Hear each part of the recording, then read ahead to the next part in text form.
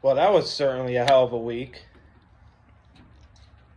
Where do I begin? Oh, right. That's Thursday Night Football. Raiders Broncos. The atrocity before the other monstrosity, but we'll get to that in a minute. But the Broncos offense. I can't belittle them enough. Like, they're just awful. They can't get anything going. Bo Nix hasn't been good at all. The only guys that's been kind of good have been RJ Harvey and J.K. Dobbins a little bit, but that's it. This offense can't get going. Their only saving grace is that they got a great defense. If they did have such a great defense, then they would have an 8-2 record, that's for sure.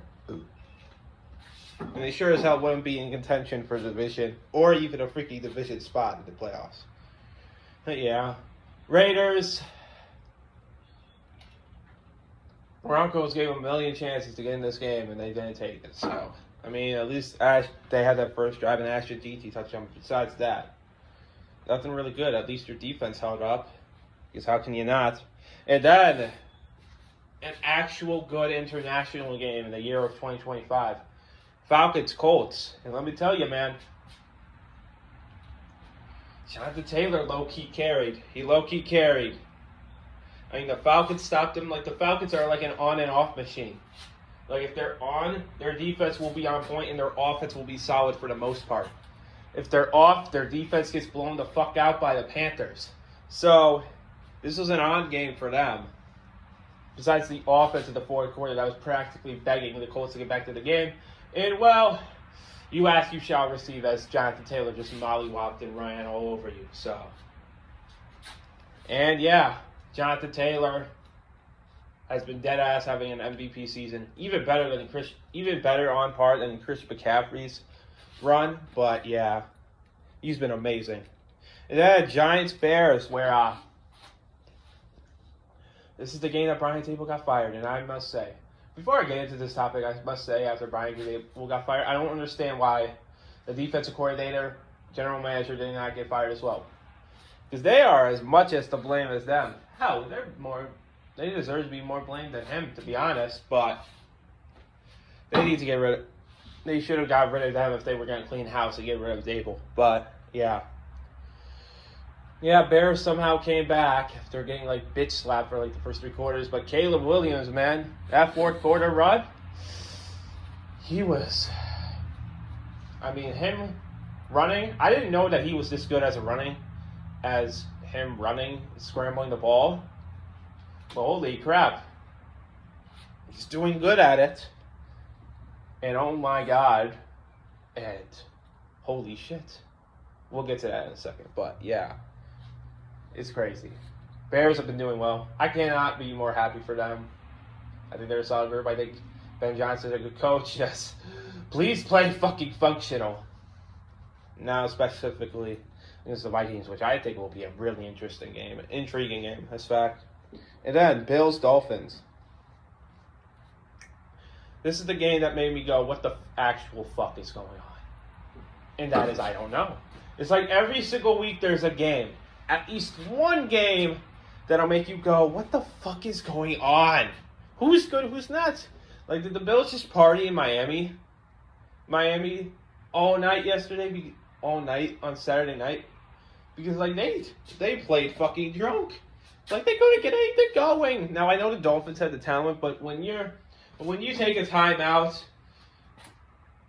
on the first, with 15 minutes left in the first fucking quarter, I don't think, people wouldn't think that you would win this game, but holy shit, the talent went well. Tua has been playing like either one of two things.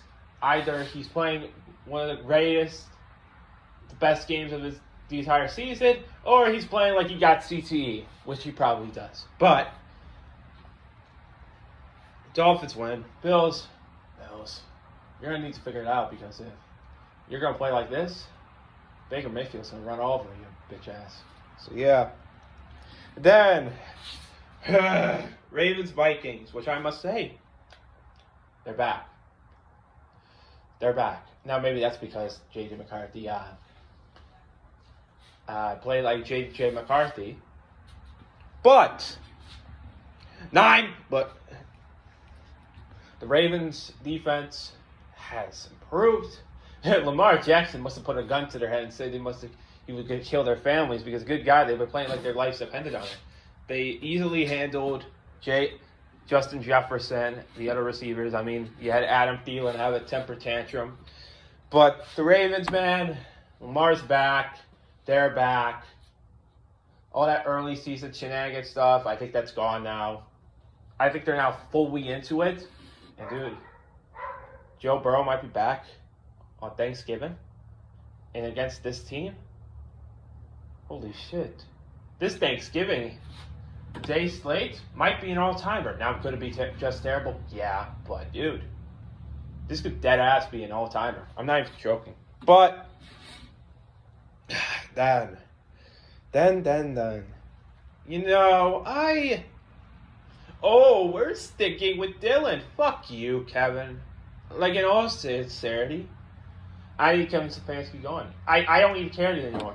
It's gotten so bad to the point where I don't even care who we get. He's probably going to be even worse than Kevin. But I don't care. Get him out of here. Besides Jim Schwartz, the defensive coordinator, everybody should get fired. Andrew Berry, everybody. I am done. I'm done with this incompetent organization. I'm done. It's getting ridiculous. So now they want to nominate Offensive Rookie of the Year. What is this fucking propaganda?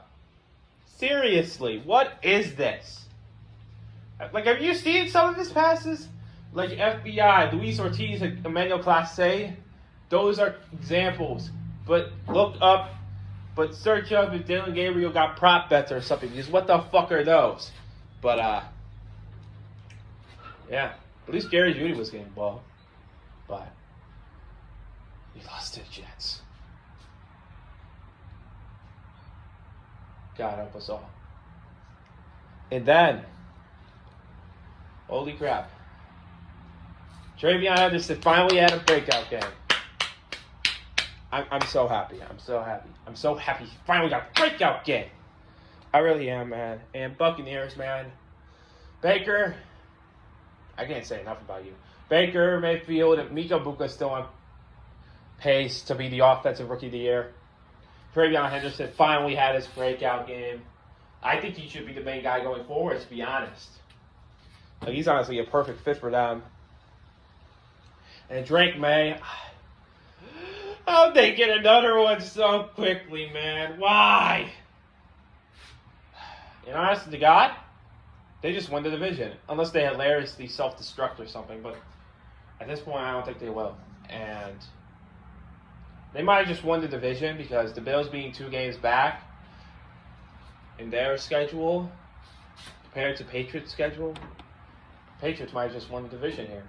Even if the Patriots don't win this division and the Bills somehow miraculously come back, they'll still be a top wildcard spot and they could make a run. Seriously, they could make a run. I think they could go on the road. So, yeah. If they could beat the Buccaneers on the road, I think they can definitely beat probably a lot of teams on the road, to be honest. But, yeah. Big game about the Patriots. And then Saints, Panthers. The only interesting player in this game on the Panthers that's worthwhile is Rico Dowdle. Besides that, there's nobody worth talking about the Panthers. But hey, Chris Olave, baby, not getting hospital balls? Okay, Tyler Shuck, you've earned my respect. Well, not really, because, yeah, I'd like to see more of him, to be honest. But Saints, I guess you got to win. Just know you winning means that we're tied for the number 1 pick. We're going to get that number 1 pick. All right? Give me Carnell Tate. I swear to God, if we fucking take Arch Manning, just kidding. That's not going to happen. He's going to stay in college. But Jaguars Texans, which I must say is hilarious. Was an hilarious game. Then I thought this was going to be another game that the Texans would lose because of Davis Mills, but no. Davis Mills turned into Goku or Vegeta or something because what the actual, he turned into a Super Saiyan in the 4th quarter. Like, the defense managed to handle the Jaguars, and then Davis Mills, with the entire team in the back, 3rd and goal, but I think like half a minute left or something like that. It doesn't matter. 3rd and goal at like the 10-yard line, I think, and he runs it in for a touchdown with the whole team on his back. That is a huge win for the Texans, specifically for the wild card spot, because I think the Colts already have the division in lock. They have it in lock. And Texans need to get a wild card spot, and that was a really much needed win for them. So next week, hopefully Stroud is back. I don't think they'll have any problem with the Titans, but yeah, great win for the Texans. And then the Jaguars, I mean, beating the Chiefs was your Super Bowl in absolute peak. I'm so sorry. But hey, I think Jacoby Myers could be solid. But Cardinals versus Seahawks. Holy shit. The Seahawks are great. The Seahawks. I mean, let me just talk about these two games really quick. Because Seahawks-Rams next week can dead-ass be game of the year. I'm not even joking. Like, Sam Darnold, that would be him. Matthew Stafford. Matthew Stafford, with all those reports about his back, you would think that he would be fucking sent to a retirement home. But no. His back could not stop him. Because holy fucking shit. He is throwing that ball. Puka Devontae Adams is fucking back. I mean, they're dead ass the best two teams in the NFC. And that next week's game is going to decide that. And let me just say, Seahawks fucking demolished the Cardinals. It must be sad being a Cardinals fan. And 49ers, I mean, you have all these injuries, dude. But you still have the easiest schedule. So even if you don't win a division, I think you'll for sure get a wild card spot. When the fuck is Brock Purdy coming back? Anyways, Lions Commanders. Oh! I mean, your star quarterback's fucked.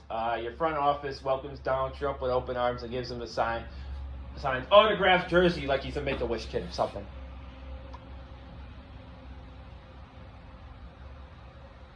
Back to the depths of hell you go, Commanders, but in all seriousness, Lions dominated. Dan Campbell with the glasses is the new wave. Something I never thought I needed, but yeah, dude. Dan Campbell, I think you should stick to calling those plays. And next week's Lions-Eagles game, whoo, that should be good. I really like all of the players on the team.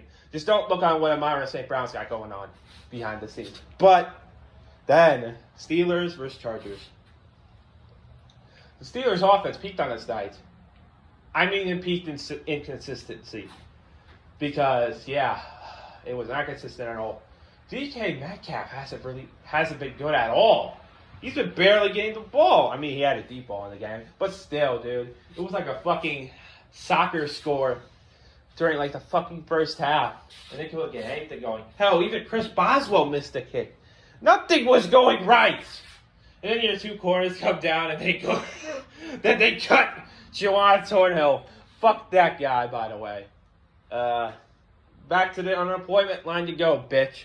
But Steelers peaked that night. Their defense is inconsistent. This was probably the worst loss in a while, to be honest. But yeah, dude. Chargers win. Much needed win for the Chargers. I think that'll be a wildcard team. And then Eagles-Packers. Monday night. Lambeau.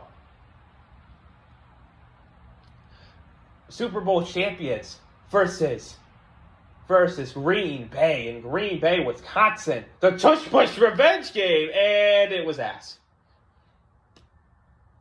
Yeah. I mean, Eagles defense with Jalen Carter. I mean, Jalen Carter's a monster on and off the field, but he's been great, man. Like, the Eagles defense has been great. That's all that matters. Eagles offensive coordinator. I forget his fucking name, but besides that first drive, he fucking sucks. Please call better plays. Specifically, the one that pissed me off was I think the third or fourth one, not before the last drive or anything like that. But they should have just ran the ball because you have Saquon Barkley on your backfield. But they chose to throw it, and they gave the Packers a chance. But the Packers, man, we need to have a conversation about Georgia Love. We just need to. He's been inconsistent. All right, we're going to have this conversation. Is he really the guy? Like, I mean this in all seriousness. I like Jordan Love. I think he has a lot of upside. But this season and last season, he's inconsistent. I'm sorry. He's inconsistent. It's a nagging problem. And we just can't ignore it. Like, this offense needs to get an act together. LaFleur needs to actually be serious. And, oh, look, you actually had a backup kicker that could actually kick a 60-yarder. And McManus, I mean, that guy has some other allegations, but we won't talk about that. But Packers fucking suck. LaFleur is... I mean, that line about, like, I don't care about Halloween. I'm trying to win a football game. That aged really, really well, didn't it, Matt LaFleur? You dumb fuck. But that's my reaction. Tomorrow we'll talk about the. Tomorrow we'll talk about whatever. The college football rankings are coming out tonight and week 11. So yeah. Bye.